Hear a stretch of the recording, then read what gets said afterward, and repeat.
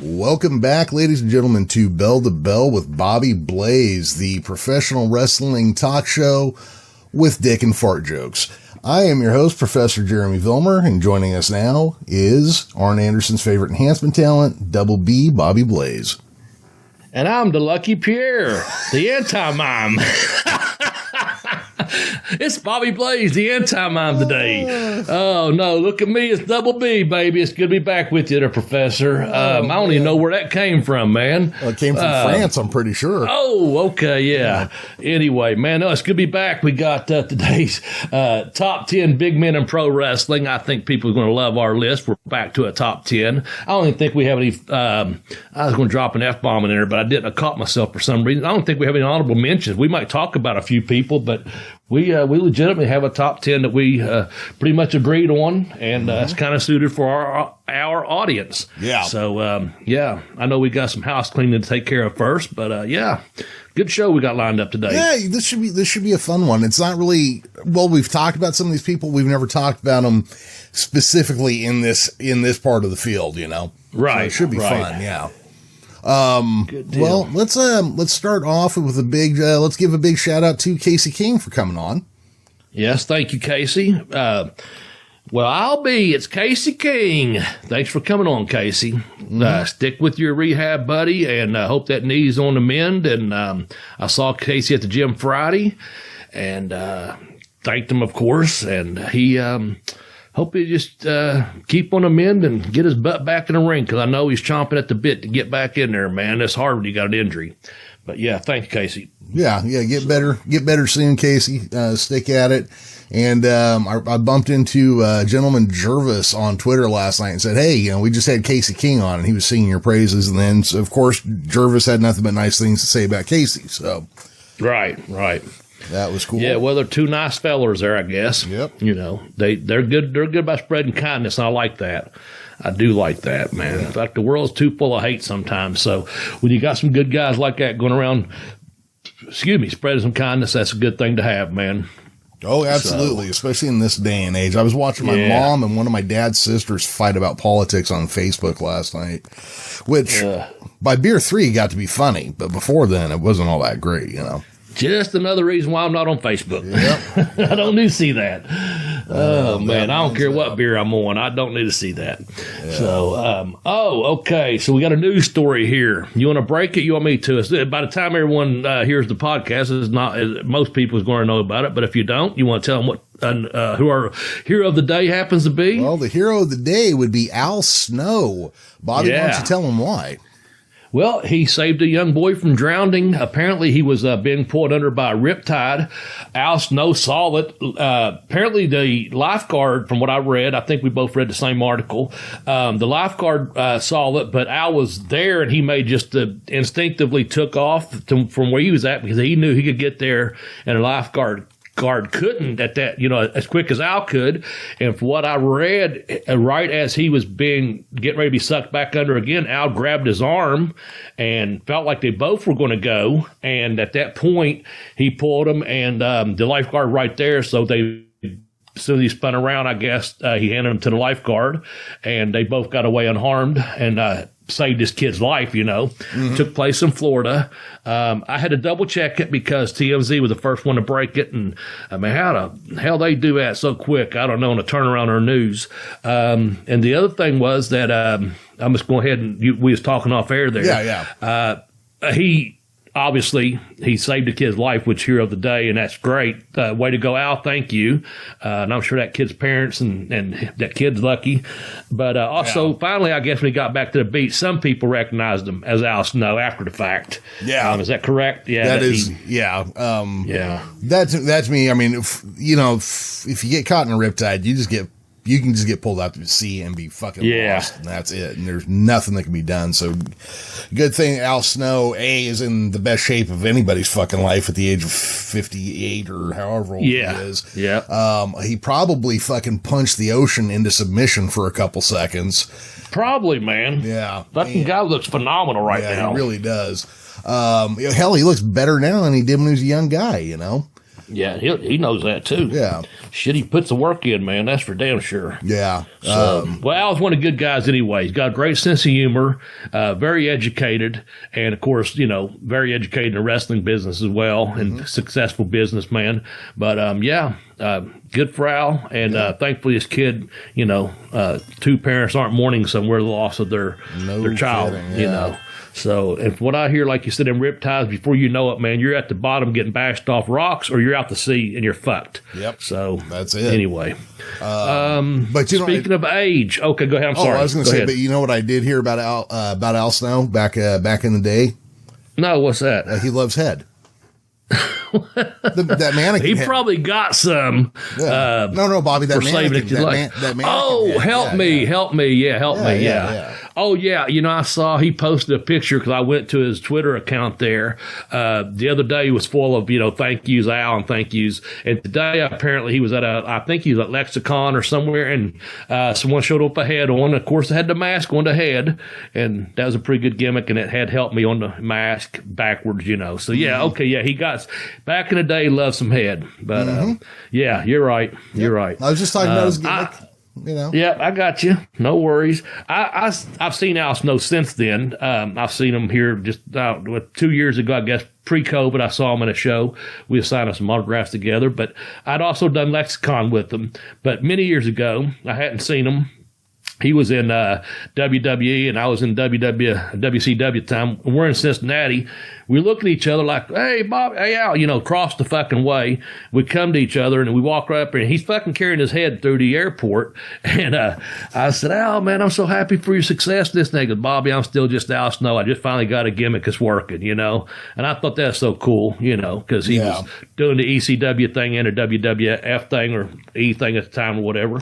And I thought, good for him. He stayed grounded, man, and he always has been cool to me about that, when I do see him. Yeah. So, good deal. Yep. Good deal.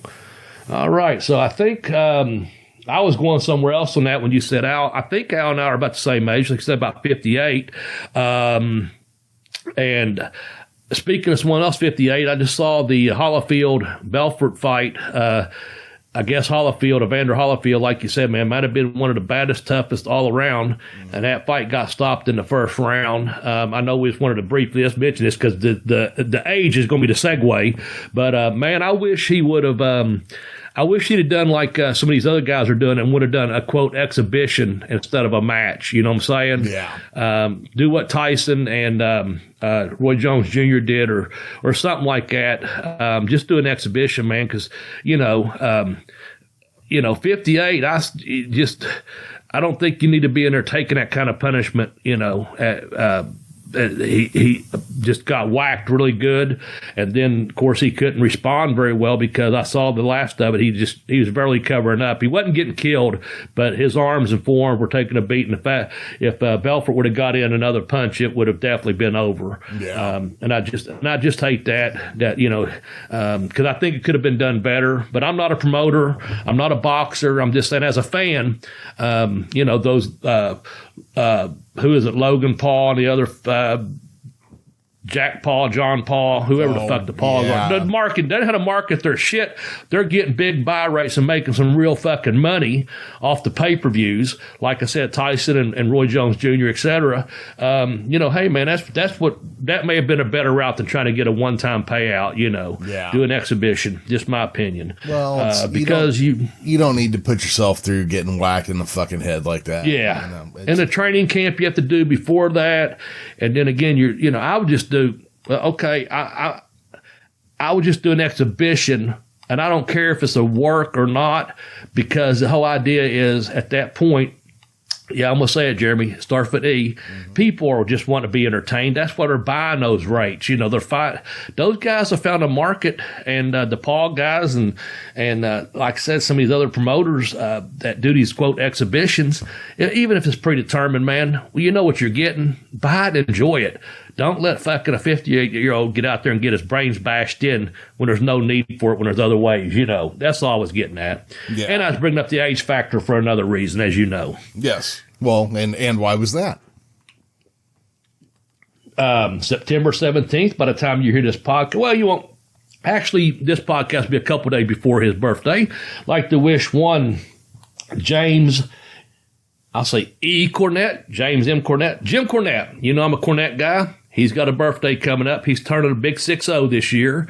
And for anyone out there that's listening, if you happen to see Jimmy or talk to him on Twitter, tell him, hey, BobbyBlaze, happy birthday. I'm certainly going to myself. I'm a Cornett guy, as you know, and I hope Jimmy has a awesome 60th birthday.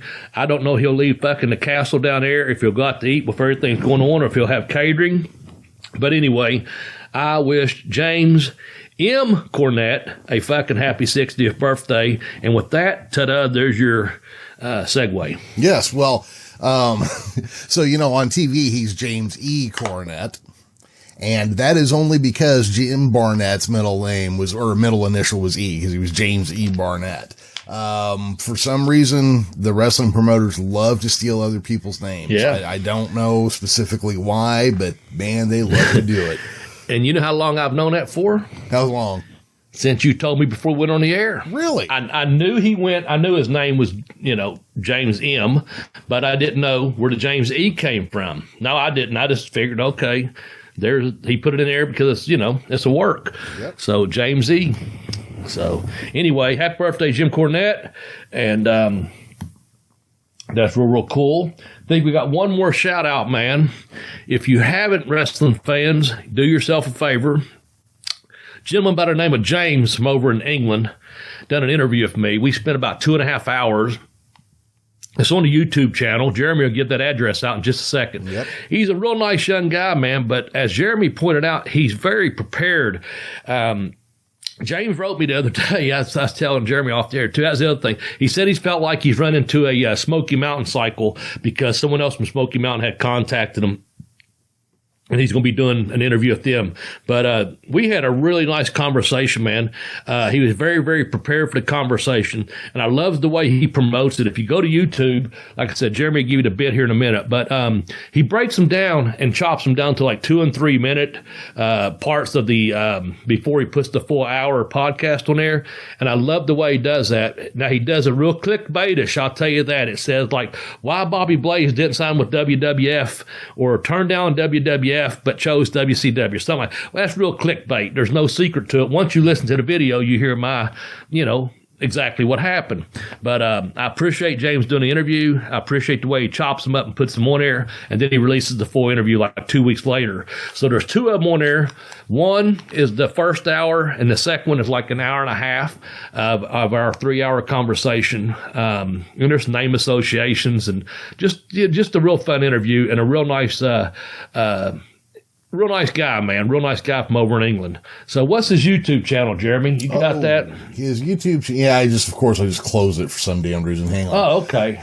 It's, you go to, youtube.com/C, like Charlie, /WSI Wrestling Shoot Interviews. I was going to go make him a short link on because I keep forgetting through our website, we can actually make everybody a short link. Yeah. As bell2bellblaze.com/ I just forgot to do it on time. Now, so he's in England, huh? Yes. I thought he just had a really weird speech impediment. Nah, he's English. Yeah. So he WSI is what I check on there. Yeah, he's got some good he's got some other guys on there too, that he's done from Smoky Mountain and other places. I didn't listen to him, but he's got a lot, and he's an author too. I saw that he had a couple books out. Yes, he does. He got one about The Rock and also one about Owen Hart. So I think the one on Owen Hart, when we're doing the interview, and maybe this number, I can't remember, but I think it's like Owen Hart. I think there was like he had 100. I'm gonna throw a number out there. Yeah, could be like 167 ribs that he pulled that he was known for, and that's what the book is. All of Owen's ribs that he had pulled. So anyway, check that out if you get a chance. Patronize someone that helps us along too. You know what? I bet that's a fun read. Yeah. I bet it is. Yeah, he put over our podcast on the sidelines there when you watch the videos. I like that. But yeah, his books, I'm pretty sure it was 160 some or 70 some, and it was all about the ribs because we were speaking about something, Noah's name came up, and he said, I ought to know I wrote the book on, because he asked me about, maybe Kurt Henning's ribs or something, and he was talking about Owen's ribs. Anyway, fun conversation, fun interview. And there'll be another one released this week, Jeremy. I got to kayfabe this, but word will be around by the time you hear this podcast. There'll be another podcast I'll be on, and big fan of this guy's podcast, and looking forward to this happening. And like I said, I can't say it right now, but you'll find out about that soon enough if you follow Twitter. I'm at BobbyBlaze744. Jeremy's at the Geekish Cast, or the joint account at Bell to Bell Blaze on Twitter and on Facebook. And also, if you go to the website, like Jeremy said, you just go to belltobellblaze.com. So check it out there. You'll hear about it. Yeah, so, absolutely. I've got to keep it under my hat right now, Jeremy. Yeah. First off, you've been getting interviewed by people who I am very impressed by the level of professionalism in their interviews. I remember a handful of years back, like right when I first started podcasting, and I'd get on with people and they get your name wrong, didn't know who you were, didn't know shit about your website or your podcast. I just remember all sorts of stuff where you're just like, why do you even have guests? You didn't shut up the whole fucking time. You didn't have any questions. Yeah. You didn't follow any questions up with anything. You just over here just tugging on my dick until it gets sore and sending me home at this point. Fuck. They'll at least get you off. Exactly. Yeah. All right. One more thing before we jump into the show, Jeremy. Okay. So the day is September 12th. And as we know, we just, in memorial for 9/11 or 9/11, September 11th, 20-year anniversary of that fucking tragedy. I hardly ever will say anything on September 11th about myself because what took place that day, horrendous fucking day, and everyone knows exactly where we're at any given time during their life. If you're 20 years or older, over 20 years old, you fucking know. Mm-hmm. So September 11th, 1988, 33 years ago, I had my debut match in Hayside, Virginia, against Rick Newsom. So 33 years ago, I had my first professional wrestling match. And as I thought about that, like I said, I hardly ever bring it up on 911. So I'll bring it up today. And, of course, by the time this thing comes out in a couple more days, we've given it some respect that it deserved. But during that time, of course, obviously I didn't wrestle those entire 33 years, but I've been involved in a business to some extent, during that time. And, man, just have met, like yourself, so many good people, so many cool people from around the world, got to travel around the world, all because I was pursuing that's what I wanted to do and wanted to be when I grew up, and of course, I've kind of grown up now, if you will. But anyway, just saying, thanks to professional wrestling, I got to live my dream. And if there's any aspiring wrestlers out there or young podcasters out there or old as fuck podcaster like myself out there, Jeremy, you might be somewhere in between there, but just saying, keep pursuing your goals and your dreams, man, because it can happen. Get the right promoter that likes you, get your foot in the door at the right promotion at the right time. A lot of it's just perseverance and getting out there and hustle. Get your hustle on, man, and making it happen. And I've been very fortunate, and I just wanted to thank all the professional wrestling fans out there that I've got to meet through the years, and the people that take the time out of their day to listen to our podcast. Thank you very much. I appreciate it, and that's most sincerely from my heart. So thanks for 33 years, and hopefully we'll just keep on clicking from there, man. We'll see what happens. We got some good stuff happening with this podcast, our website, and we'll just keep going, man. Yeah, absolutely. So, all right. So, sorry about that. I had to clear. I'm going to get a drink of water myself. Yeah. Okay. Oh. With that said, we got a big man list. We got a top 10 big man list. We've done this. We kind of contorted, I think. I don't know how we just said, okay, height and what do I put there? Height and weight, or a combo of both. Strength and work, the athletic ability. Big man is kind of relative term based on all the above. So there's some people that's not going to be on this list. You're going to say, well, I wouldn't. I'll just throw out like a couple, El Gante and Giant, how you say it? Fucking Giant. Collie. Yeah. Giant Collie. Sorry, can't read my own writing. Or even Big Show. Okay, they're all big guys, and this is not a dig toward Big Show because he's pretty big, strong, mobile guy. We just went with like our audience, our work rates as we graded, also the ability to fucking move around and be impressive, in the ring. It's just there's some good ones out there right now, but we had our fun list, and let's have some fun with this. And we got some good ones on here. I don't think there's anyone on here that doesn't deserve to be on here. We had a couple we could have put out there honorable mentions, and we just said, let's just go for a straight top 10. Now, if Jeremy changed his mind and throws someone out there, that's fine. I'm just saying I didn't have anyone of preference. I had a couple names written down, and I think Jeremy groaned, and I moaned, and I was like, that's that. They're not going on the list. Here's our list. So with no further ado, Jeremy, start us off with number 10, or say what you got to say. Well, number 10 is Vader. Vader. Yeah. Now, Vader time. First time I saw him wrestle, he was Leon the Baby Bull. Yes. Now, I don't know. It was Vern that gave him that name, right? I think so, because he just finished up playing for Denver Broncos. And I think the way his hair was cut back, and the way he was built, and he's a damn baby bull. Yeah. Well, Vader was a big son of a bitch, but man, he could move, and he could hit you with power moves. And I don't know, because I've never talked to anybody that actually has said, I have to imagine his punches were stiff as fuck just because he was so big. Everything I heard, and this not a dig towards his work, but everything I heard was he was stiff as fuck in the ring. Yeah, I don't know. I was lucky enough not to, I didn't wrestle him, didn't do any TV with him, wasn't on any tour with him in Japan or anything. But man, he's 6'5", 450 fucking pounds, man. Yeah. And even if you pull a punch a little bit, and one of those big old fucking bear claws reach out there for those gloves, and I heard those gloves stunk, by the way. I've heard a number of people say that, yeah. Okay, yeah, so I don't know if it'd be worse, getting hit by it or getting a whiff of the smell. I'm not really sure, I'm just saying. It'd be worse, Bobby? I'm glad I wasn't. Imagine that glove hits you, and it splatters like smelly. I knew you was going to say that. No, man.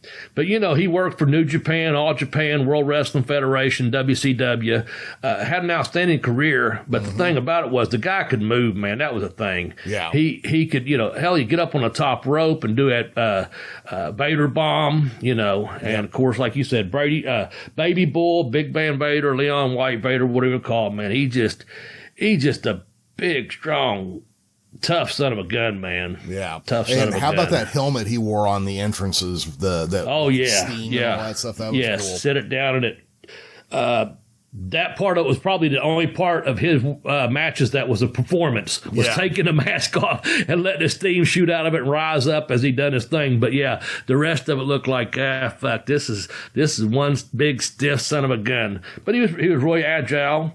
He had that moonsault he could do. Mm-hmm. There's a lot of guys 200 pounds that can't do that. This guy's 450 doing it. Yeah, I'm 230. So, I wouldn't try it. Yeah, no, I wouldn't try it at home or away. Mm-hmm. No way. I might try it at home, but she's really gonna have to beg. So I guess, man. Yeah, then you might hit your head on the ceiling. And if she's laying there with handcuffs on, and you're knocked out wearing a Batman uniform, and she's laying there in a certain outfit too, police or ambulance EMTs come, and you found that way, it's like, was it really worth it? No. It's just the moonsault. I really don't want to go through that again. Okay. Well, let's move on then. Let's go to number 9. One Man Gang. How about that, man? People are going to love our list. Our fans are going to love our list for the obvious. One Man Gang. He's one tough son of a gun too, man. This guy, okay, so when I was first getting into wrestling, a lot of stuff was in syndication, so you saw some older matches and, things at the same time. So while he was showing up as, damn it. What was his name in? Now, he was Akeem, the Dream, African Dream in WWF. That was Akeem. Okay. Yeah. So while he was showing up there as Akeem, which was a rip on Dusty Rhodes again, because, Dusty talks like a black guy. But he was on there, but I think he was also still showing up on the WCCW show as One Man Gang. Yeah, I think you're right. But I couldn't quite put it in my head together to decide if they were really the same guy or not at first. I was like, did that big tough son of a bitch actually go play that goofy ass character? Am I following this correctly? I remember way back to the days of Crusher Broomfield, way back when. And there's another guy. He's 6'9" and 450 pounds, man. I mean, that is a one man gang. Of course, he's billed from Houston Street in Chicago as one man gang. But now, as Akeem, you know where he's from. Deepest, darkest Africa. I think we're going to have someone else on this list that held from there as well. Yeah. But, I do remember him as Crusher Broomfield way back in the day, man. He's a big guy that could dance. That's to me, that just cracked me up. They put that dream team together, and you're like, you knew at that point it's just a gimmick, Yeah, but man, what a big, strong guy, and he could actually work and move. Again, that's why he makes the list. Yeah. No, he was a lot of fun to watch. Oh yeah. And when he was gang, when he was fighting Terry Gordy for the UWF title and stuff, he looked like a brutal son of a bitch too. And, you got to be able to, Bobby, you know this, you got to be able to work a little bit to work with Terry Gordy. So. Oh yeah. For sure, man. And he worked for a lot of good people too. And he was also managed by Kevin Sullivan, Standor Akbar, Teddy Long, and a couple others on here as well.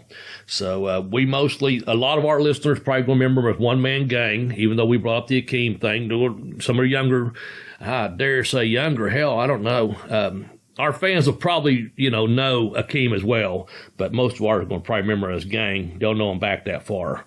But, yeah. Yeah, now I think... Devastation Inc., man. Oh, yeah. Devastation Inc. Who was all in that group? I got to... let's see here. It was in WCCW. Skandar Akbar's group, right? Yeah, Gary Hart, Skandar's Akbar, as well, group, as working with Gary Hart in WCCW. Feuded with the Von Erichs, teamed with Rick Rude. There you go. There you go. So, yeah. Anyway. Oh, yeah, that's a great name for a team too. Yeah, really I like that name. Yeah. For me, I think I remember him best in that period, that 1 year period in UWF though. Cause I really, when UWF hit syndication and you could watch it, I really liked it, and we didn't get Mid-South out here, obviously, cause we're not mid and we're not South. Okay. Yeah. All right, man. Should we move on to number 8 then? Might as well.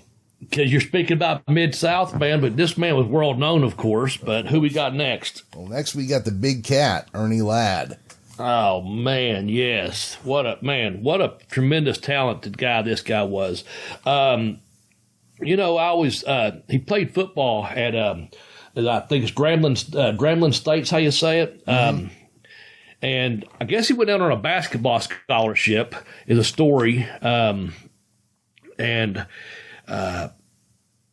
coach came through and saw him and another guy, and said, the football coach rather. And of course that's the, I think it's, Eddie Robinson, the legendary Eddie Robinson, walked through and saw him and another guy in the cafeteria and was like, what are you doing here? And they said, we're on basketball scholarships. And he goes, what's going to take you on a football team, And they said, well, we're basically starving here, coach. And if you could just get us some food. So I guess he went and got them, the story goes, he went and got him a key and gave Ernie Ladd a key to the cafeteria and said, look, anytime you get hungry, you come here and eat, but you're going to play on my football team.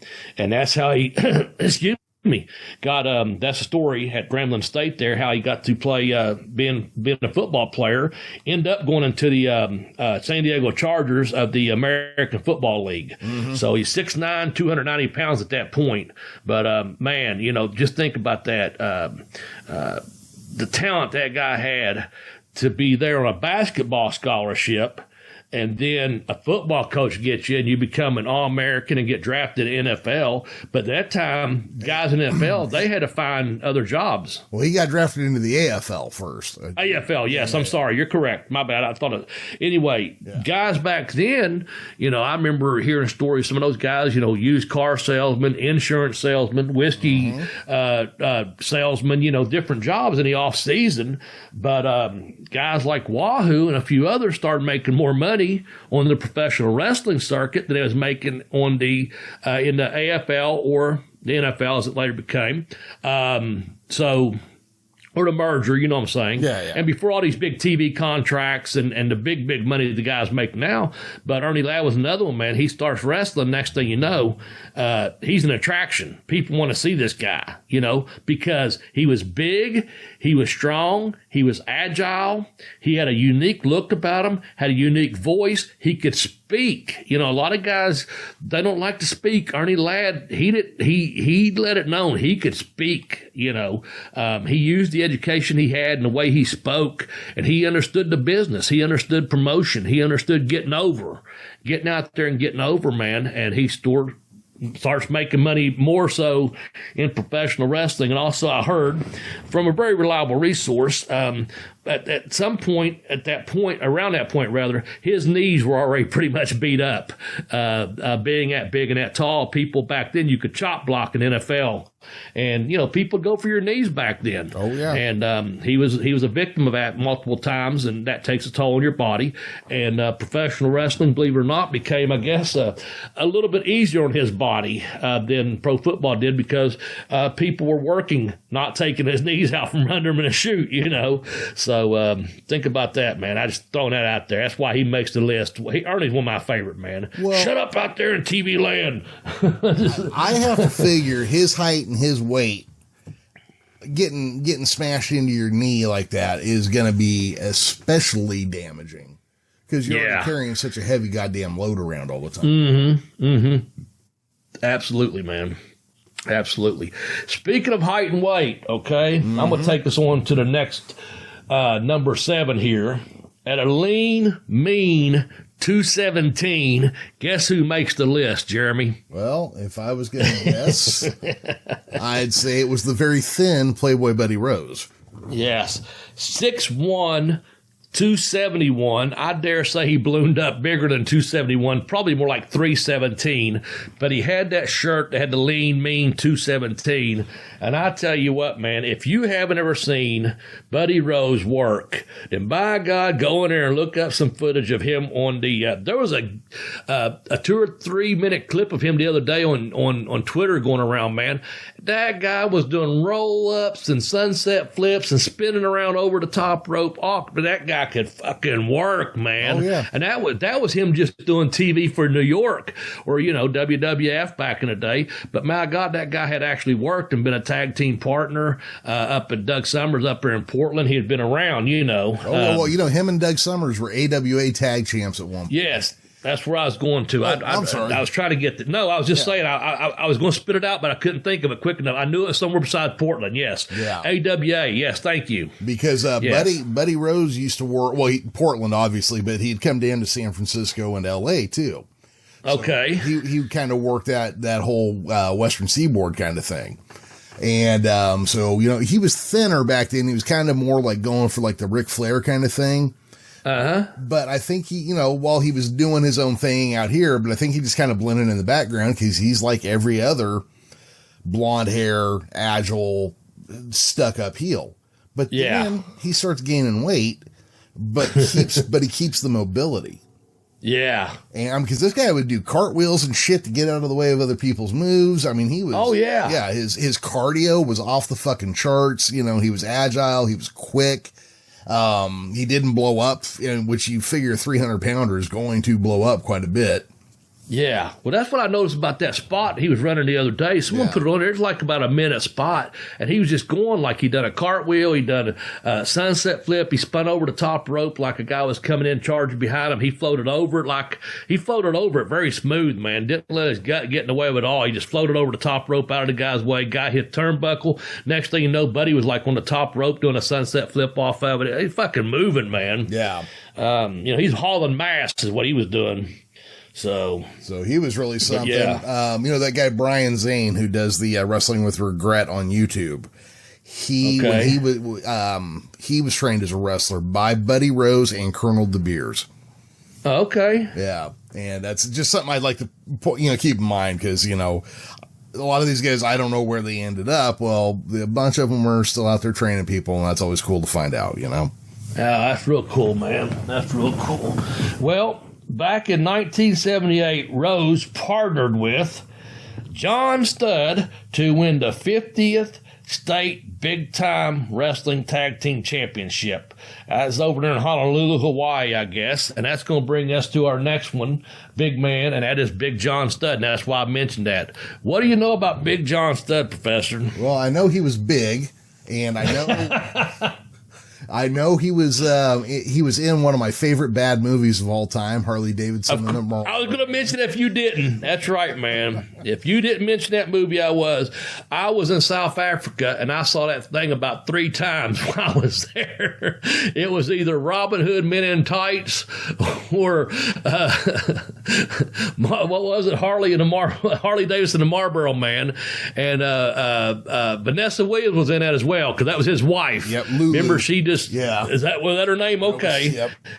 And it was kind of like, she was like Barbarian's wife kind of thing, the big bad son of a bitch, but this little tiny woman fucking running him over. Now, I guess, I don't know, I don't know all the facts and if this was absolutely the first thing, but Studd was trained by Killer Kowalski. And I believe the first thing he did was a tag team in LA with superstar Billy Graham. Oh, okay. Cool. I believe that's what it was. But of course, he'd be best known for his feud with a certain giant Frenchman who really, really, really didn't like the idea of Big John Studd stepping over the top rope. They had some heat on that. Yes. John Studd, 6'10", 365 pounds. And the story goes, I guess he had pissed off someone in the ring, would have said, God damn, Bobby. Anyway, he comes running through the locker room right out the back door to rent a car or the cab waiting on him, whatever, because, he's getting ready to get killed, he thinks. So, you imagine that man, 6'10", 365, running through the back of the locker room there. That's just crazy, man. Clear the way. You don't want to get run over by that. Yeah, so he also used the name Captain USA, and I like this one. It seemed like this has been brought up somewhere, if not on our podcast, another podcast, Chuck O'Connor. He got that name. Oh. And Execution number 2. And his last name, real shoot name was Minton, so he went as the Mighty Minton. Now, I didn't know that. I thought I'd heard he was one of the Executioners at one time. So, you could be number 1, 2, or 3, probably depending on which house show you were on or TV taping. But the Chuck O'Connor one kind of got me, I guess, because of Chuck Connor, the cowboy actor. The Virginia. Yeah. So I was thinking that. So anyway, Killer Kowalski trained him and broke in 72. I think you're correct when he went out there to Hollywood first. Yeah. So Pat O'Connor was an NWA champ. Do you think they're leaning towards trying to maybe hint that they're related or something? I don't know. I don't know, because it just says in mid-72, Studd joined a Worldwide Wrestling Federation under the name Chuck O'Connor, facing wrestlers such as Jay Strongbow and Gorilla Monsoon, and then unsuccessfully challenged Pedro Morales for the WWF heavyweight title. So, I'm thinking maybe they were doing that because of the Pat O'Connor. You got to keep that name out there, you know, like you was talking about earlier with Jim Barnett, James E. Barnett or whatever, Jim Cornette, playing a rib, taking that name or whatever. Wrestlers using wrestlers' names. If you saw a poster back in the day, pre-internet, and there's a newspaper advertisement in black or white or a poster in your town, and it had the name O'Connor on it, it probably meant something because you're probably thinking, oh, he's related in some way, or even could be thinking that he could have been not just Pat O'Connor, but it could have been him, Chuck O'Connor, so you're just seeing that name going, there's the association, Yeah. That's what I'm thinking. And back in the 60s and 70s, especially when business was down, there were a number of unscrupulous promoters who would put like Bruno San Martino and Satchmo Von Erich, these kind of things, and so I know there was a little bit of that, so I'd have to figure grabbing somebody else's last name probably was, like you were saying, to, draw some eyes and, oh, I haven't seen that guy in a while, that kind of thing. Right. So, all right, Jeremy, that takes through our top 10 through 5. We got Vader, One Man Gang, Ernie Ladd, Buddy Rose, and Big John Studd. And I just updated with a little note there. It's time to plug a book in here.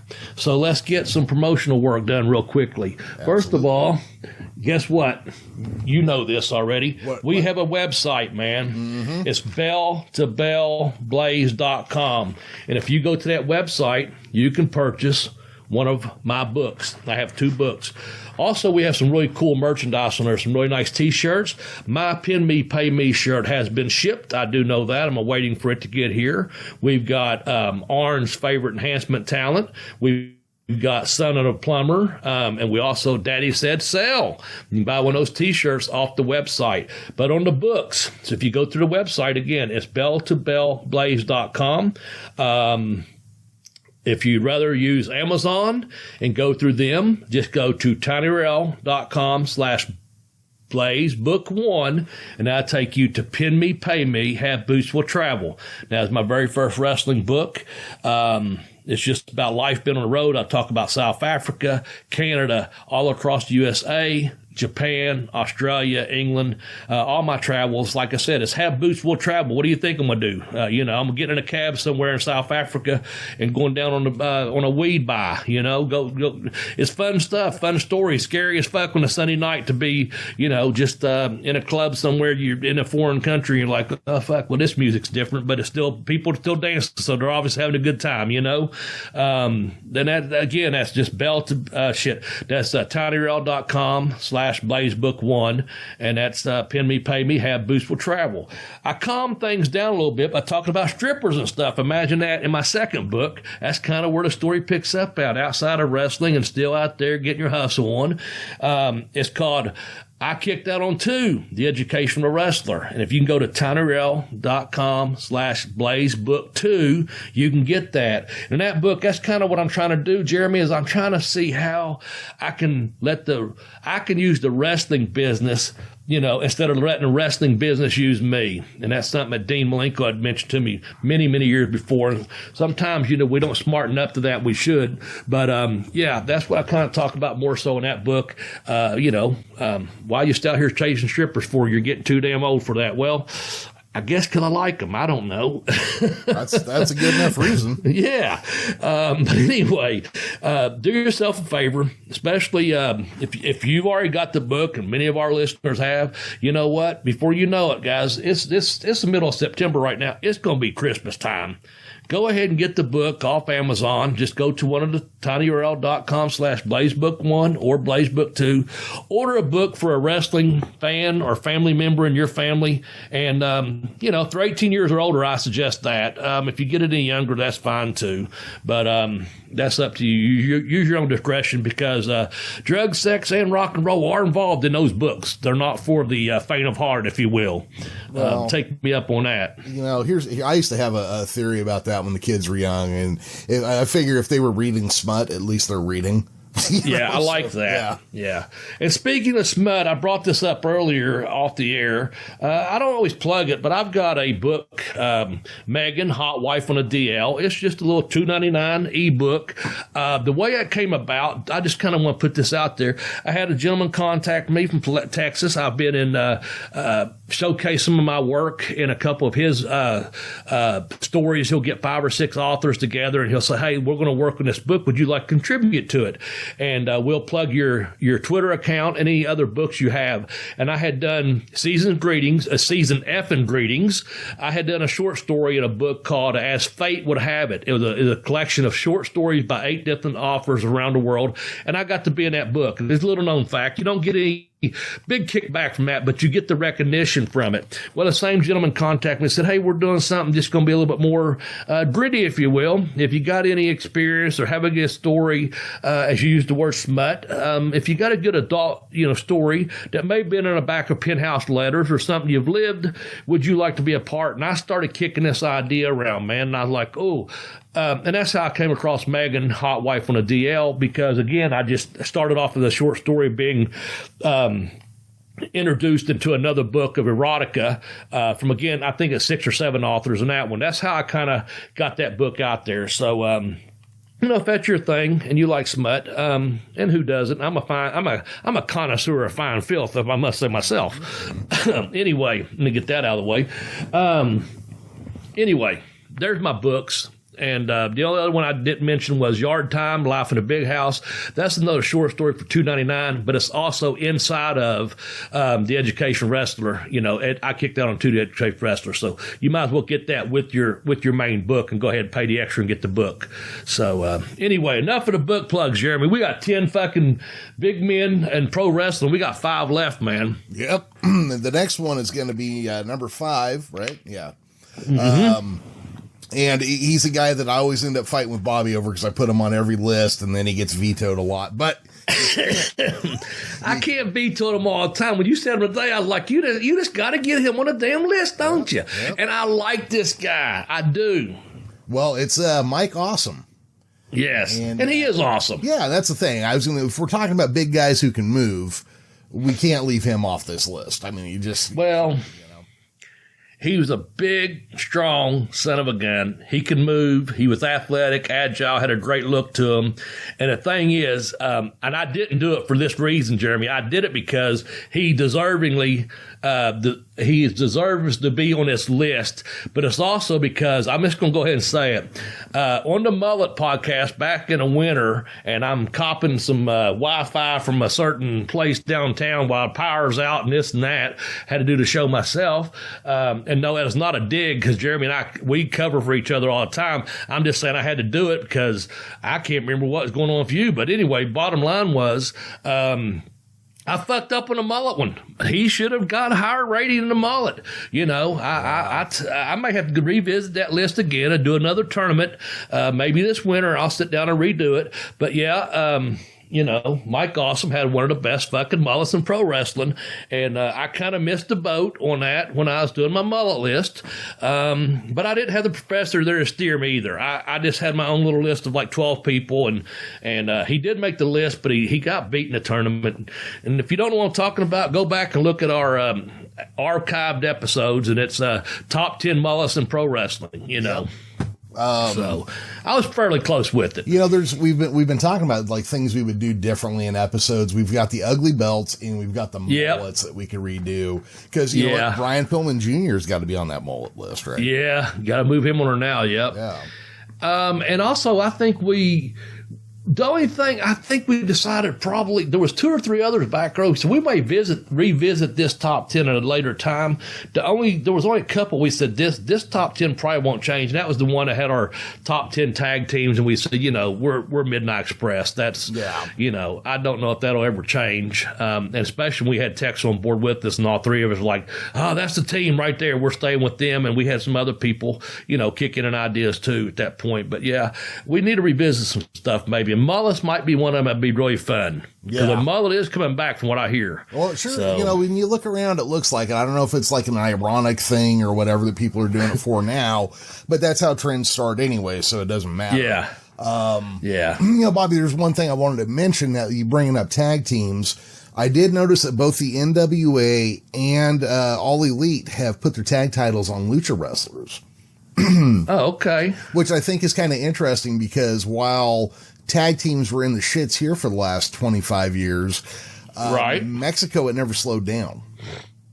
And okay. so I think there might be there's more dedicated tag teams coming out of Mexico that might be kind of interesting to keep an eye on.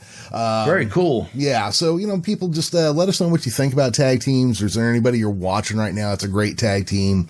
Just hit us up on Twitter. Let us know. I'm at The Geekish Cast and Bobby's at BobbyBlaze. Damn it. What is it? 744. 744. I was over here going 738 for some reason. I was like, my email, you're close to my email on that one. No, the 7 was my football number and 44 was my basketball number, and I just put them out there. Yeah. And that's the lottery number I play sometimes as well. Yep. But yeah, no, the 38 goes with my email, so that's probably where you threw yourself off at. Yeah. Or you can hit our joint account at BellToBellBlaze. Yes. Yeah. Let us know what you think. And Mike Awesome, he deserves to be on the list. There was no argument whatsoever. We may need to take I don't know how in depth, but we may look at his career, another time too. Give him his just due, or maybe we'll just talk about it more when we do the modeled episode. We'll see. Yeah, maybe, because I think we need to revisit that. Yeah. So, all right, let's go to the next one. We're now on our top 4. It's Kamala Harris, the Vice President of the United States. God damn it. Is her ratings high or low? Because I thought she was over at one time when she was in the old Jarrett's backyard running around in the deepest fucking darkest parts of Africa. So is she over or is he over or not? I'm so confused right now. We're what? Wait a minute. I thought we don't do politics in this fucking show. Why are you bringing up Kamala Harris? What the fuck? Where we at here, Jeremy? I'm sorry. It's Kamala, the Ugandan giant. Sorry. Oh, okay. I got you. And he's running around Jerry Jarrett's backyard out in Tennessee, right? Yeah. Well, so according to Sparks Third Coast, what actually happened was Uganda, somebody like a president or somebody from Uganda came to Tennessee, saw what it was like, liked it so much he burnt the entire ground in Uganda and replanted it to look just like Tennessee. So the reason that video package looks like it's being shot in Tennessee is because Uganda looks like Tennessee now. Okay. Yeah.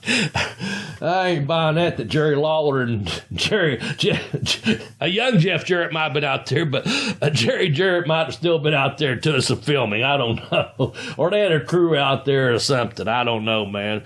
But hey, it's good for Sparks to get in out there on our podcast. We always give him a mention, and also Adam.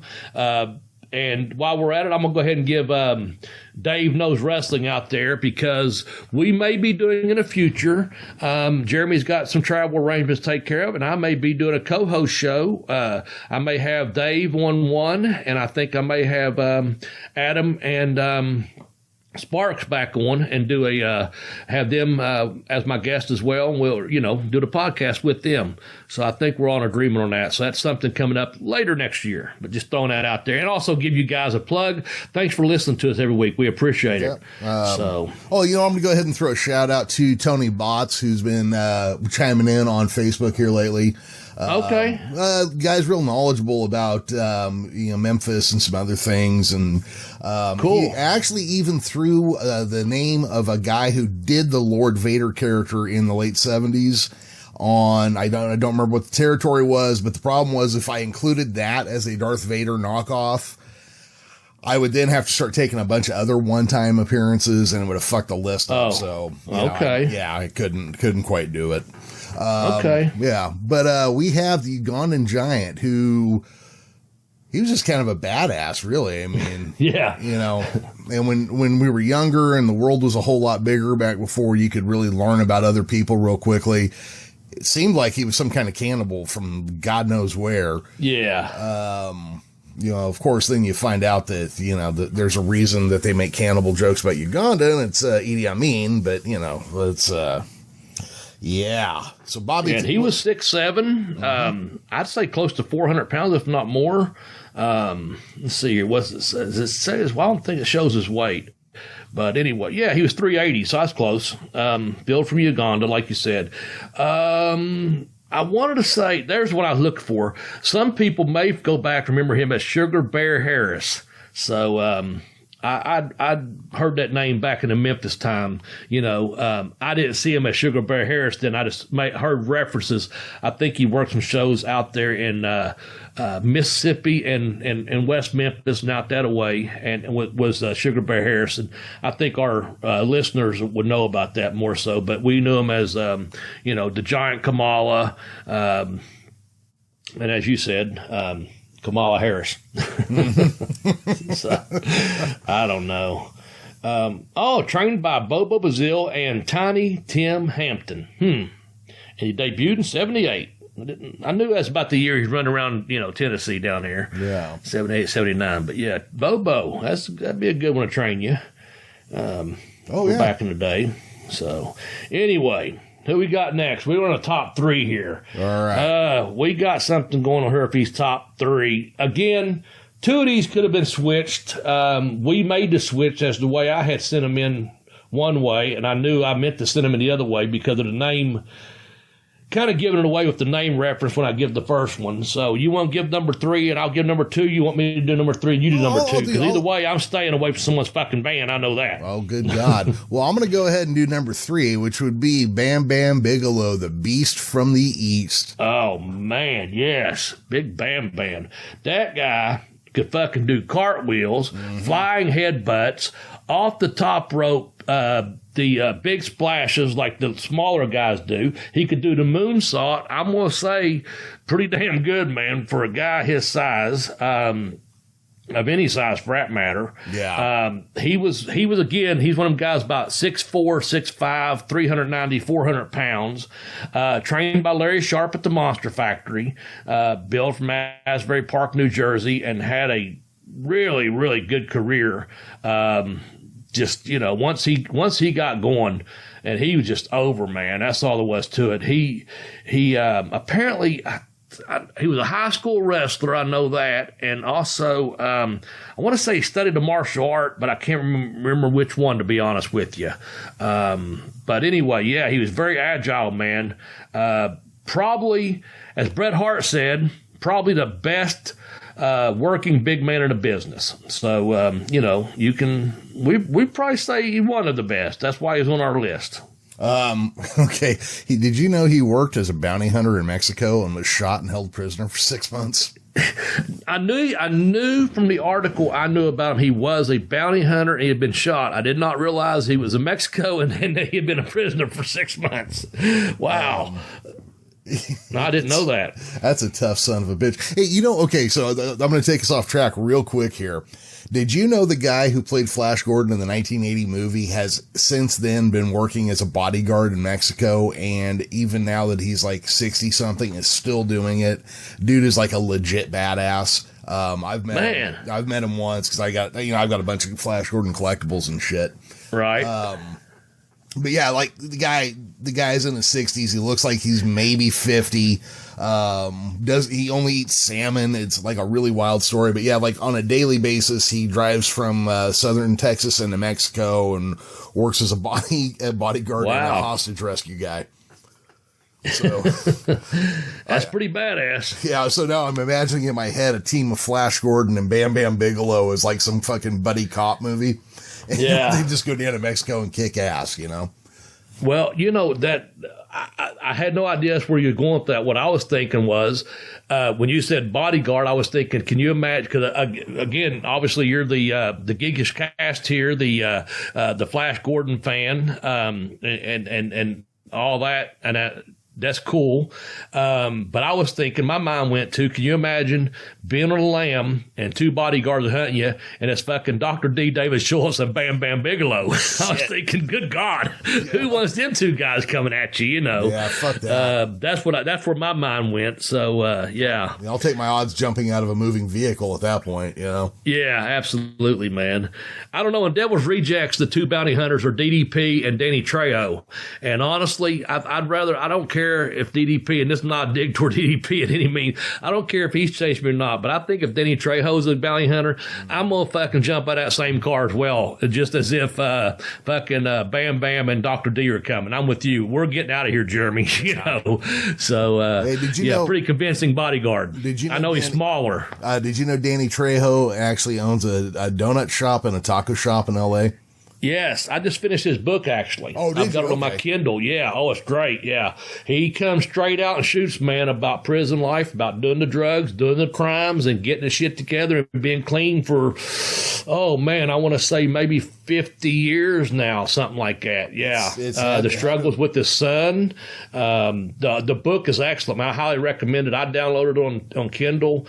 And, man, it's just a straight shoot. He said it really, it took a lot out of him to put it out there, all this stuff, he said, because he was actually on Mark Maron about 2 months ago. He was on Mark Maron as a guest when the book was coming out. Also, he's on a funny Mark Maron episode where Mark Maron is his sponsor, driving around LA all day, and he's trying to keep Danny Trejo from going slipping up, you know, and they have got to go to these places. Yeah, but yeah, he's got I think the donuts, if I'm not mistaken, that was like, he donates 100% back to the community, if I'm not mistaken. Something like that. I don't know, but it would not surprise me to hear that, because he is very community minded in his, in his times now.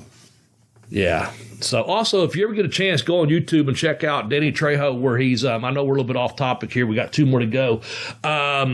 It's called A Run of 5, and it's talking about, he's playing dominoes when he's in prison. And of course, he talks about his book as well. That's why it's fresh in my mind. He apparently, in dominoes, he had a run of 5 dominoes where you line them up, boom, boom, boom, boom, a killer hand, so to say, because they were playing on this outside on the rec yard there. I think in San Quentin. It was Folsom or San Quentin one. Anyway, he'd been at both. He had actually served at 5 different institutions in California, he said, as a guest. But anyway, he had this run of 5. He's getting ready to throw down on dominoes to win the game, and someone got stabbed right beside him. And as they got stabbed or shanked, as it's known in prison, the dude fell bleeding over to the table and fucking knocked over the dominoes. And Danny Trejo started going, "Save the board, save the fucking board!" He starts going nuts. Remember those numbers? Remember those fucking dominoes? Of course, everyone else saying, "Get away, because you're gonna get fucking accused of stabbing this guy." So his homie's like grabbing him, going, "Come on, Trejo, let's go." And the other guys are scattering. The fucking guy's dead. And later that evening, he's in his cell and he's thinking, man, a human life, a human being just died right in front of me. And, basically, what kind of beast am I? He said, I was more concerned about my running 5 than I was a human life. And he said, right then and there, I had this change of heart that, I'm not going to be like this the rest of my life. I'm not going to be a fucking animal or a beast. I'm going to be a human being. And if I ever get a chance to get my shit together and get out of here, I'm going to do good. And that's what he's done.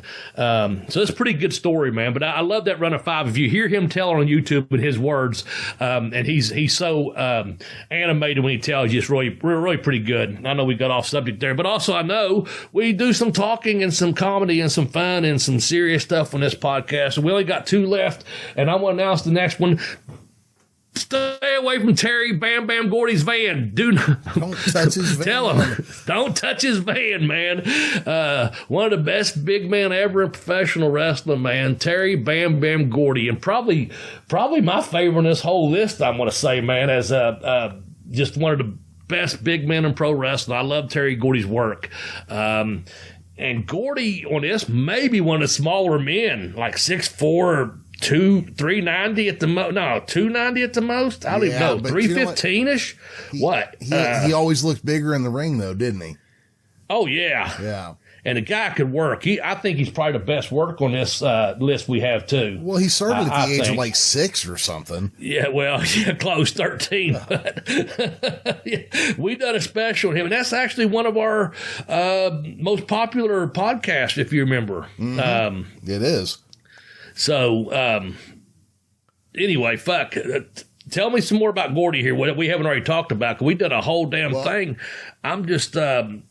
6'4", that's what I thought. I just looked at his weight. And yeah, 290, that's what I thought. I don't know why the fuck I was thinking any higher or lower. But yeah, 6'4", 290. But you're right, he looked bigger in the ring. The way he carried himself in the ring, man, just legitimate badass the way he carried himself. He didn't have to do the flippy flop off the top rope or anything. He just beat your ass down, suplex you, powerbomb you, headbutt you, clothesline you, and beat your ass. And if you come across that barricade, he's going to push you back on your ass, cigarette ass and all. So, well, yeah, he worked really well. He was perfect for Dallas. I mean, he really was, because I mean, they just clobbered the shit out of people there, especially the Von Erich boys. But it just made him look like a brute, Yeah. And even in the UWF when he was champ. Now, I'm not saying the guy couldn't wrestle. The guy obviously could fire off some moves, but he made him look just like a brute the way he wrestled, and he could go. Yeah. He could go against faster guys. He could go against big, strong guys like Dr. Death. Mm-hmm. It was a good mix. Did you know? You had the title. You lost it to Buddy Landell. It was vacated. Brad Armstrong got it, and then Terry Gordy got it off of him at S&W. Mm-hmm. Yep. I did not know that. I knew that. I wasn't sure what the exact sequence was, but I knew it's something like that. Because I knew I dropped it, and then I knew Buddy picked it up. Okay. Brad got it, then Gordy got it. Okay. Yep. Also, just released, if you go to the Southeastern Rewind, ran by the Tennessee stud, our good friend Ron Fuller Welch. Ron Fuller. Yeah, I'm trying to get a drink. I need to get a drink. No, I'm going to take you a shot. I'm going to get a drink of water, actually. He just released some stuff on the stud on Southeastern Rewind on YouTube. Go give that a follow on YouTube. Subscribe to it. Do yourself a favor. He just put footage up 4 or 5 days ago of when Terry Gordy and Michael Hayes came back to Southeastern, and there's actually a cage fight, and he has it on there. And it's before they reunite in Atlanta. And it's Terry's the heel, and Michael Hayes the baby face. And it's just been put out within the week. So go check it out. It's on there. It's on Southeastern Rewind. It's at Ron Welch Fuller on Twitter. That's his account. But on his YouTube channel, he's putting everything together really, really nice and neat. And I wish you all would do me a big, big favor, and do Ron a big favor, and do our podcast a big favor. Tell him about BobbyBlaze sent you to subscribe to Southeastern Rewind. You were really... I spent Friday night, had me a couple beers, and watched the matches from 1988. And a young Buddy Landell closed out the show. Hector Guerrero was on it. Who else was on it? Ron was on it. The Mongolian Stomper. I mean, it's just old wrestling, man. That I watched one about the very first one they released, Jeremy, was from 1978. Believe it or not, had Professor Boris Malenko on there cutting a promo about him being a manager and a wrestler. And he was going to do the Russian Change match. And he's sitting there with the cigar. It looked great. Excuse me. I'm getting all worked up because I've really been digging that channel lately. Again, a Southeastern Rewind, and I'd appreciate it if you go and subscribe to it, and also tell Ron over on Twitter, Twitter World, Twitter Universe, or whatever. Tell him that Bobby said, hey, I recommended that channel because you will really love it if you love old school wrestling. Which again takes you back to where else you're going to find a fucking match in a cage with Terry Gordy and Michael Hayes. Mm-hmm. Sorry about the rant, but man, I got fired up when I watched that shit, man. I'm a wrestling fan. What am I going to do, right?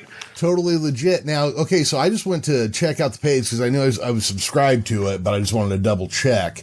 But in my journey through YouTube right here, I'm going to read you something, and this is from your pal James over in the UK, apparently. Okay. Shoot interviews. Dan Severn challenges Trevor Murdoch to an NWA World Title match. Ooh. Okay. Well, I know James. I know he had put Dan Severn's interviews were just coming up after mine. So he has challenged Dan Severn has challenged Trevor Murdoch. We'll see how clickbaity that one is after we're done here, but yeah. Yeah. His stuff is very clickbaity. I'm not going to lie, but you do get a good interview out of it. I will say that. I can't speak for everyone's, but I know this. I know he got a really good interview out of me. I saw Punky, Ricky Morton, Tom Pritchard. He does a shoot with Don Morocco weekly. It's good stuff, man. Go give it a try. But yeah, Southeastern Rewind. I'm subscribed to it. That's Big Ron Fuller. Give him a look, see if you would too. Yeah, 'cause you're gonna find some good stuff. Like I said, I watched one from like 78 and one from 88. So I haven't watched any of the Don Morocco shoots. But you know how like every Gary Hart story starts with, I was taking my kids to get an ice cream, so I'm fixing a razor blade. And, like every story starts like that, right? With Don Morocco, I'm kind of feeling like every story's gonna be like, so I was rolling a spliff and cracking open a beer. And, well, you're not far off, and I'll tell you why. Because I watched some of those, and I'll tell you this: they're not real clickbaity on his. And again, that's not dig towards James or anything. I'm just saying he clickbaits a lot of them. But when you hear the interview, you'll really appreciate it. But no, Morocco, pretty much like us on our episode, like, well, I started off, I was having me a beer, Jeremy, yep. And here's what happened. He doesn't mention the other, the cabbage area or what have you, but yeah, he just kind of starts off with, well, and he'd talk about, he'd talk about some of the finest beers in Japan, so yeah, you're not far off, man. No, see, I know Don Morocco lived in Santa Cruz at one point, and I lived in Santa Cruz at one point. Right. And I can tell you, I was the only person who didn't smoke weed there. Yeah. Everybody else was high all the time, to the point. That's what you said, yeah. Yeah, to the point where there was actually a rule that if the cops saw somebody smoking a joint and somebody jaywalking, they had to go to the jaywalker. Yeah. But yeah, no, he definitely, I was in Australia with him and again, I'm not out there just, he definitely mentions that, but he generally doesn't bring that up a lot on the podcast, although he does bring up a lot of beer drinking on it, Yeah, well, he's from that older generation where you kind of keep that shit quiet. It's just like when you interview an older wrestler, they will still treat wrestling as it is 100% legitimate. That's like why when we had Ron Fuller on, taking a shot, everybody, I was real careful not to say anything about wrestling being a work. Oh no, because he's that age where I don't want to step on it, Nope. Bobby, before we get to the last one, I was going to tell you, I didn't sleep much last night, so I'm dragging ass and I'm really off topic today. I had this fucking horrible nightmare that I ordered a pizza with like all sorts of like shit with just like wings and fucking soda and all this stuff, right? And then when the pizza gets here, I open the door. There's a pizza delivery guy, but you know who in my dream was standing behind the pizza delivery guy? Don't say Dusty Rhodes, please. Oh no, fucking it was Paul Orndorff and Arn Anderson telling me, put the fucking pizza down. Is this a work? No, this is a fucking legit dream. I woke up. Oh God. I woke up at 4 this morning thinking I was getting a spike pile driver into a pizza box. Oh my God. I haven't been to sleep since 4, so I'm a little fucking Dude, I slept like shit last night, but I'll tell you what, man, I was on a whole nother level. My dream just kept going back to the same stuff. But man, Paul Orndorff and who, Arn Anderson, deliver you a pizza? No, they were behind the pizza. They were not going to let me eat this fucking pizza. Oh, you wasn't going to get the pizza? No, they were like, no, you're too fat. You can't have it. Oh, fuck. And I was man. No, and I'm like, that's what I'm gonna make a homemade pizza tonight, but I'm putting me some chicken and tomato and ranch dressing on it, I think. So, and some raw onion. I'm gonna doctor one up myself. Little specialty I make. Get this little flatbread, and doctor it up. I've been on a little pizza kick this week, and I probably need to. I'll be back in the gym tomorrow. The only day I took off this week was today. And I don't know. I always cheat on Sunday, man. You're not going to believe what I cheat with. I've been a watermelon? A cookie. No, a cookie. Oh, okay. I've been getting it. I love pie, and I don't eat a lot of sweets. I don't drink a lot of sodas. And I know I'm heavy and this and that and all that, blah, blah, blah. But I generally, I just like eating, but I don't eat a lot of sweets and I don't drink a lot of sodas. I drink beer or water. Whatever. I do drink my water every day, but I'm just getting at on Sundays. I kind of splurge. I may have a soda with my lunch on Sundays, and I may have a cookie or a dessert depending where I'm eating at on a Sunday. Because typically I do not, and that's only once or twice a month. That's not every fucking Sunday. Contrary to popular belief, you can put a pie in front of me, and unless I'm doing something special, I won't even have a piece of that pie. I'm just not big on it because I know if I start, I'm not going to stop. And if that pizza was on the other side of those two gentlemen you spoke on, I guess I'd just sit my ass back down and try to figure out another way to order from another fucking service or something, or go back to sleep. I don't know. Well, I wish I could have gone back to sleep, but it was kind of scary. It was kind of terrifying. The idea of an angry Arn Anderson and Paul Orndorff who don't want you getting any fatter, and then they give you a spike pile driver into your pizza box. I mean, it's right. Well, you mentioned that to me a couple weeks ago. That you said you remembered you thought that maybe Paul was telling me to put the chicken wings down or something. So it's been stuck in my head ever since. All right, so speaking of appetites is where we're going with this, folks. Our number one, if you haven't figured it out by now, because I about let it slip at least 2 times. Jeremy maybe once, so that's 3 gimmies right there. It's Andre the Giant. That guy could fucking move. I mean, everyone's going to say, oh, well, you go back to 1993. Yeah, he's not moving very well. Go back to WrestleMania. Hell, he might have been passed away by then, Jeremy. I don't know. I threw that date out there. WrestleMania 3 is what I was getting at. And you're like, well, he didn't move. You don't. That's not his career, people. Go back to some of his earlier work, and you can see this guy could fucking move and he could wrestle. Hell, he took a fucking power bomb. Who's that? Inoki or someone gave him one that's on the internet? I think it's Inoki. Is that right? I think it was Inoki, yeah. Yeah, gives him a fucking power bomb. He goes up for it, But the guy could work, and of course now that is if he wanted to, otherwise he's going to step on your hair or he's going to sit on you or he might shit on you. Cause those fart stories you hear about everyone telling them on the shoot interviews that's been around Andre. But yeah, so he's going to be our number one of our top 10 big man that could actually work and move around. And I guess his strength without any gym training, other when he was younger, probably when he was, breaking, he might have done some little bit here or there, but he never went to a gym and lifted weights, ran or anything like that. He was he's a fucking legitimate giant. But his strength, I guess, was off the charts. He could just pick you up and slam you around, throw you around, move you around. And you sure as hell were not going to move him around unless he wanted to go. So, anyway, man, that finished out our top 10. Anything else to say about Andre? Well, we haven't said on this program before? No, because, all these stories are well known. But, I was listening to somebody talk the other day, and it might have been corny. I can't remember. But somebody was talking about how every time you hear about the WrestleMania 3 thing, that they made a belt that fit Andre just in case. Yeah. But whoever was telling the story was like, it may not have been him, but whoever it was, they were like, I just don't buy it because if Andre tells you he's doing something, he does it. Now, he may fuck with you in the ring or something, but he was there to do business. I'm thinking the same thing, man. I don't know if that's true or not, but I do think that, if he was a man of his word, he was going to, if he's going to do it, he's going to do it.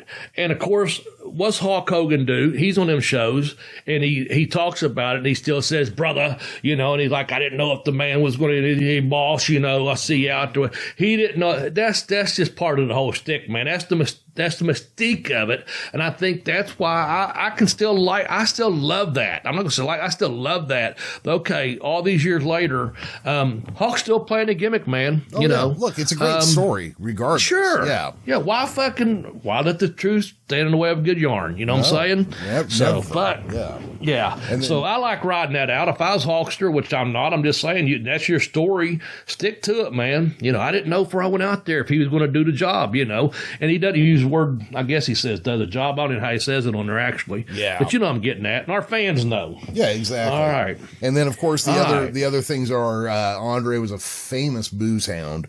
He would drink bottles of wine like you and I drink beer. Mm-hmm. And when you talk about him being strong, I guess he was in Europe one time and a bunch of guys were giving him a fucking problem. Yeah. And so he chased them out. They jumped in their car and he fucking grabbed their car from the bottom and flipped the fucking thing onto its roof. Yeah. Yeah. Yeah. I knew that's where you're going with that. Yeah. That's a good story, man. That's a good one. Well, let's end on that one right there, man. I think that's it. That's a good one because it's almost beer time for me. It's about it's beer time for sure. Shit. Well, on the East Coast here, buddy. Yeah, we got. It's almost beer time out there on your damn. It's beer time on West Coast time. Yeah. So I got one more thing, Jeremy, before we get out of here. Yes. I got to plug this, man. November 6th, Ashland, Kentucky, of all places, man, my hometown. They're gonna have a Bluegrass Con, first time ever. No, there's been a lot of cons from the Bluegrass. Yeah, I get that. Okay, no, this is something completely different. The Time Warp and FTC has put this thing together. It's at the Ashland Highland Museum. It's in downtown Ashland, and it's going to be basically a big wrestle con of it's Bluegrass Con is what they're calling it. I'm going to be making a personal appearance there. I'm going to have T-shirts, books, photos. And if all goes well, Professor, if we do this right, we're going to be doing a podcast from Bluegrass Con, and I'm going to have on some guests that day. Again, if this all works out. So here are some of the people. If within driving distance, and you want to come to, if you can't make it to WrestleCade, you didn't make it to Lexicon, they're going to have Bluegrass Con, first time ever. Here are some confirmed names: Lex Luger. Just confirmed the other day, Stan Hansen. Goddamn. Lance Storm. Lance Storm's coming. Gail Kim's coming. Just so you know, those three were confirmed the other day. The Godfather's coming back. I'm trying to think. Coco Beware is going to be here. Badass Billy Gunn's going to be here. I've heard they had 25 vendors already coming or already purchasing tables, and I've heard some. I can't confirm these because I don't have an association that tells me.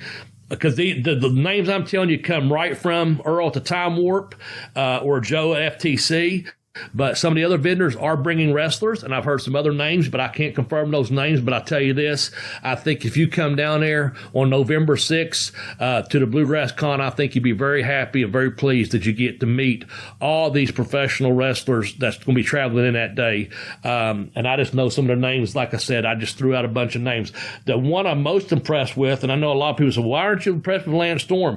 I am, but more so, and Gail Kim as well, but more so, Stan Hansen. Yeah. It's been a little over 3 years when he come up here at ASW in Charleston, West Virginia, or Madison, West Virginia for that group.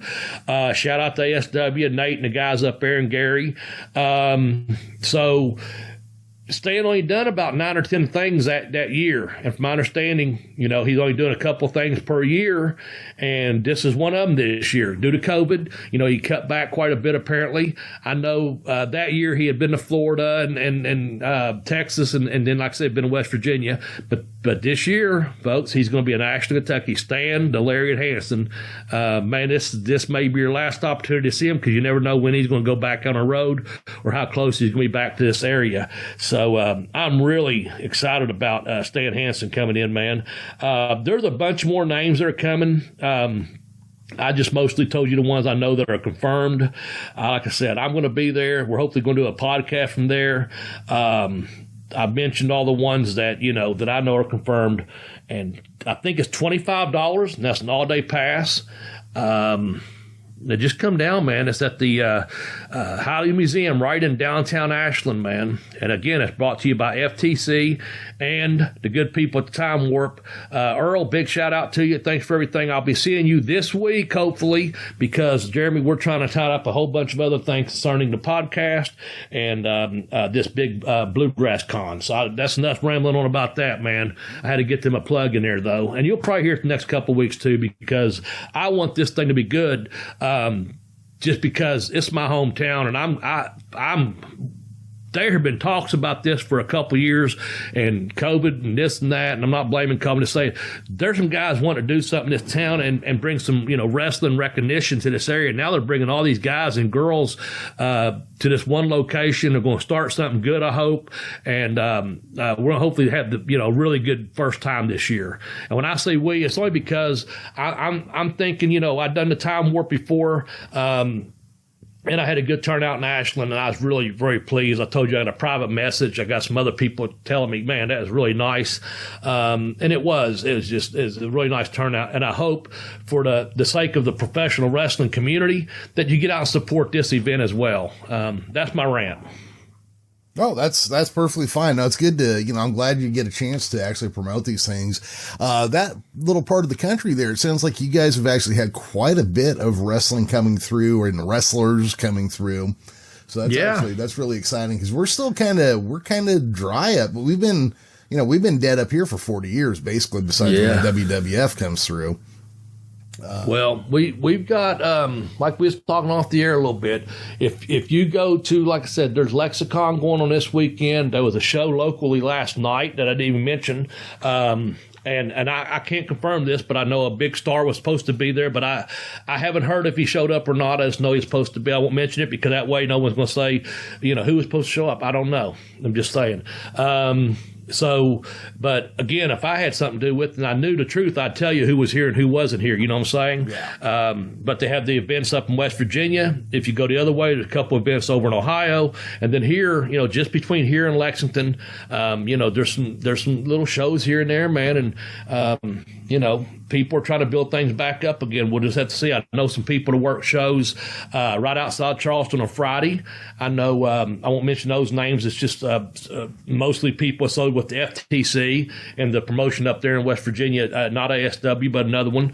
Then also, I was telling you off the air, I know a couple people out of that booking on Friday took bookings in Cincinnati, Ohio, and they ran last night, running again today down in that area. So right outside Cincinnati. So I think that's pretty cool, man. So, yeah, it seems like within a 2 to 4 hour radius, there's been some good shows in this area trying to come back, back. So, we'll see. Well, there's that thing that, showing up is 90%. There you go. Yeah. There you go. Well, listen, man, I guess we rambled on enough. Any closing remarks, Jeremy? I'll let you close us out. I'm just going to say, man, you know me. People, be good to each other out there. Be kind when you got a chance, and there's always a chance. Mm-hmm. So make the best of it, my man. And all you wrestling fans out there, thank you very much. Big surprises this week. Once you hear this one drop, be looking. There'll be some other stuff dropping this week, too. All for the Bell to Bell with BobbyBlaze podcast. Yep. Make sure you check the Twitters, folks.